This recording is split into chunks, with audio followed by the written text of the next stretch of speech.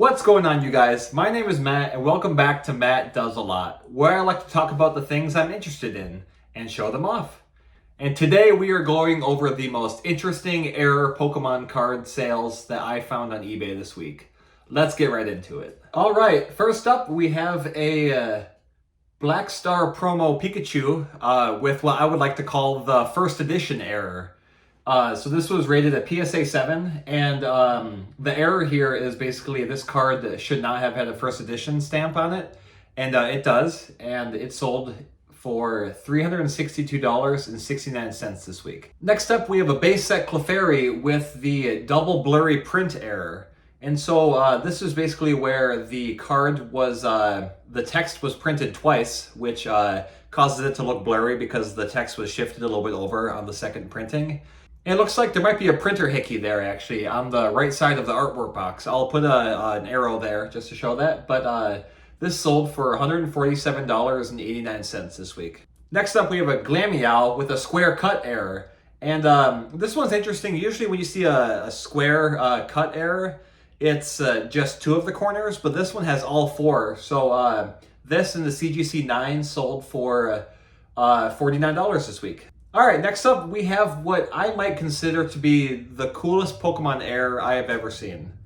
So this is a PSA 8 base set Charizard, and it has an error that I don't really know what the name is. So if you know what it is, let me know in the comments below. But you can see it has the highlighted portion right where Charizard's mouth is. That portion is brighter than the rest of the holo. You can see that PSA did not rate this as an error, but I think that's okay. It's still, again, an incredible card, and it sold for $1,500 this week. All right, on the flip side, we go from coolest card to probably one of the lamest cards. This is a base set Energy with a printer hickey. You can see on the middle image there on the screen, there's a slight printer hickey on the top of the card. And one funny thing about this card is I was actually the person who purchased this week. So I was scrolling through eBay looking through the recent sales, and this one popped up, and it reminded me that I purchased it probably 4 or 5 days ago. So once I have that in my hand, I'll be sure to show it off. But I paid 99 cents for this card, and it had free shipping, so not too bad of a deal. Next up, we have a first edition Machamp from base set with the green dot error. It's called the green dot Machamp. So basically, there's a blue-green ink blob right over the H in HP. This is a repeating error. I could not find the average error price for it, but it had a listed price for $100 and a best accepted offer price of $80. Sticking with the green dot errors, we have a Shuckle with all I could find was just it's a green dot error. This is not a repeating error. You can see it's at the top middle of the card. Was listed for around $30 and sold for $20. Next up, we have a Ho-Ho from Neo Revelation, and this is a double holo variant. And so with some double holos, it can be kind of hard to tell, whether it is a variant or not. But with this one, it seemed pretty apparent. You can see all of the different holo patterns are actually showing over Ho-Oh. You can compare it to the non-error version. Non-error version looks a lot more clean. You can see the artwork a lot more. And so, with this error, it was listed for $270 and sold for $195. Next, we have a base set Venusaur, which is my favorite Pokemon, actually. And this has an obstruction error. And so from what I could see in my research, you see I have a description above me here. It looks like this is a Holo Bleed water spill. Some part of the printing press, some water got onto the printing plate and marked this error. It's not a repeating error, but I could have sworn I've seen a mark just like this before. Maybe it was just this card being sold a different time too, but I could have sworn I've seen this. But again, for my short research online before this video, I did not see any indication that this is a repeating error. And it had one bid and sold for $700 this week. Next up, we have a base set Zapdos with a Holo Bleed error. Hollow bleed for base set cards is pretty rare, and so it's always cool to see it. You usually see it more in either Japanese cards or a later set. But yeah, this card was listed for 85 and sold for just that amount. Next up, we have an absolute classic for error Pokemon cards. This is the first edition Butterfree with the D error. So there was a small ink obstruction that happened to occur right where the first edition stamp was, and so it created the D. And you'll see these pop up in sales pretty frequently on eBay.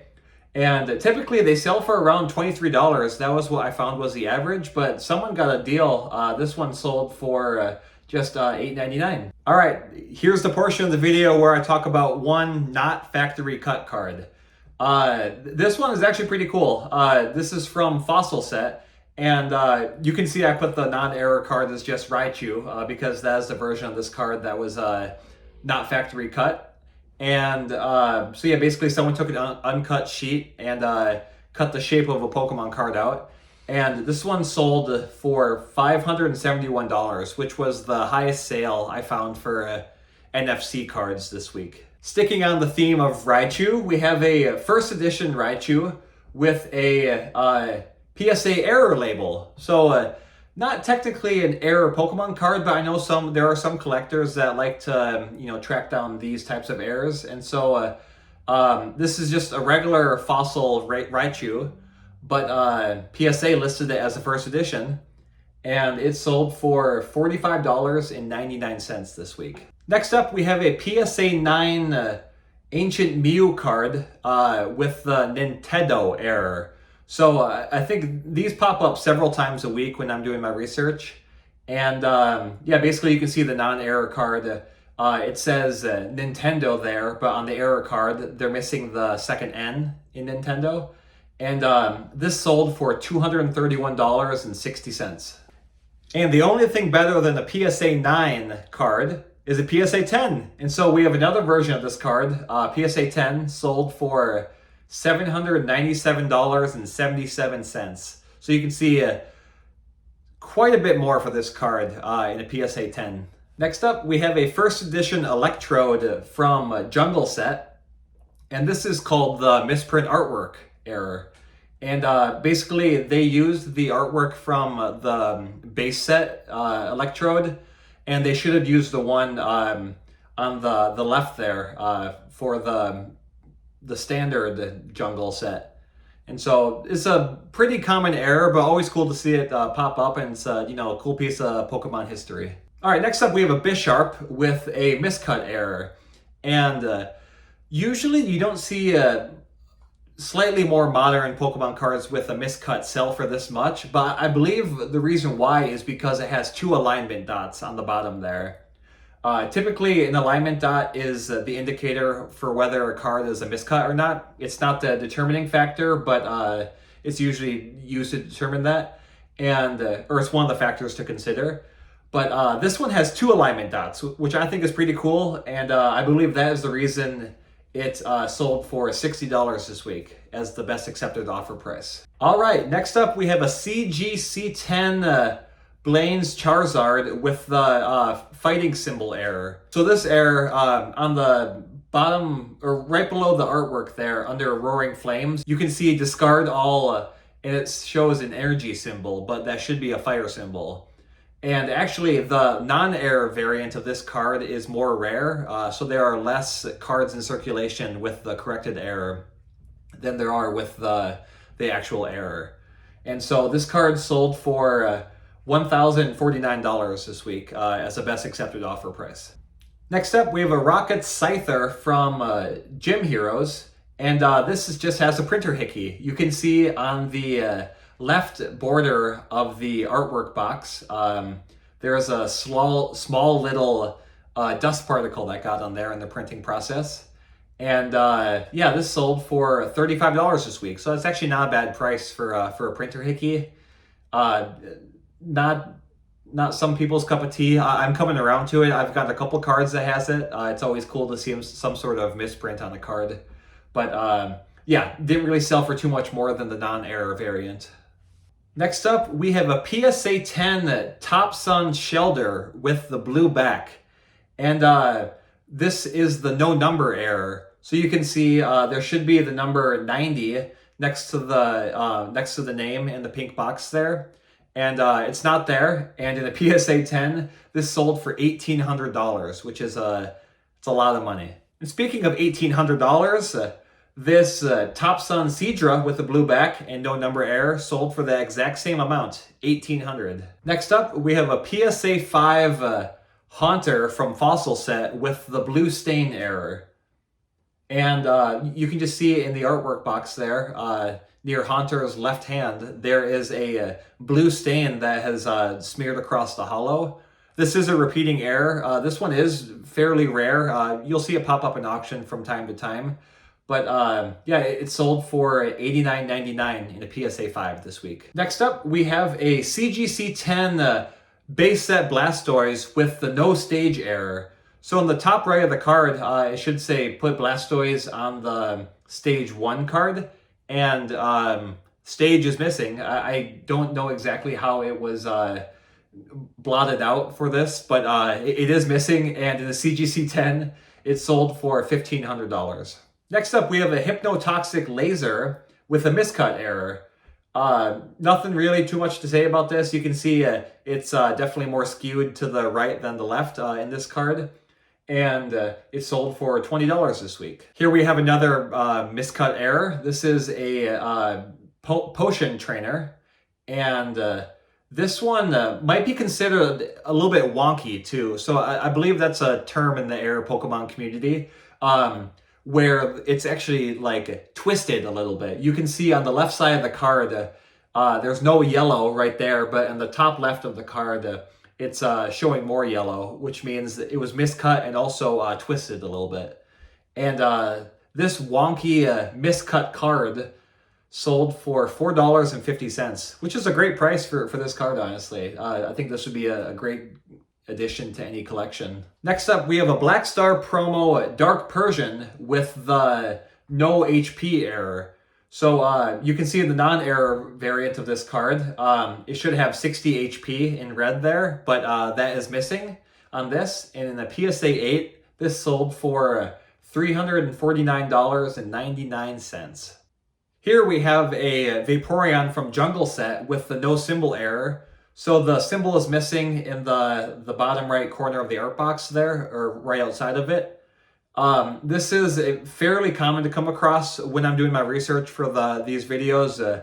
You'll see quite a few pop up, and so I believe this one sold for the most this week. It sold for $44.95. Next up, we have a Shadowless Squirtle with the red diamond error.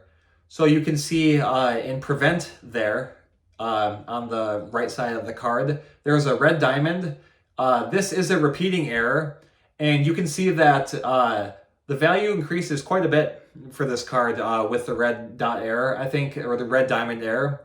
I think just repeating errors in general are very cool to see. That means all of the cards that are out in circulation, the ones with the repeating error, were printed at the same time, which I think is kind of a cool way to piece together history. And this sold for $59.99 this week. Next up, we have a Ghastly from Pokemon 151, and this has a crimp error. Really, I think this actually sold for less than the non-error price, but a cool pickup for whoever got this. Sold for $1.52 this week. I always like to mention these. It just goes to show if you want to get into error Pokemon cards, you really don't have to spend a lot of money. Sometimes you just have to do a little bit of searching and try to find that right deal. And to wrap up this week, we have a Shadowless Dragonair. And I'm going to take 5 seconds. I want you to find the error without me pointing it out, okay? 5, 4, 3, 2, 1. All right, I'll tell you. The error is on number. So in the slam portion of the card, there is a smudge on the U in number.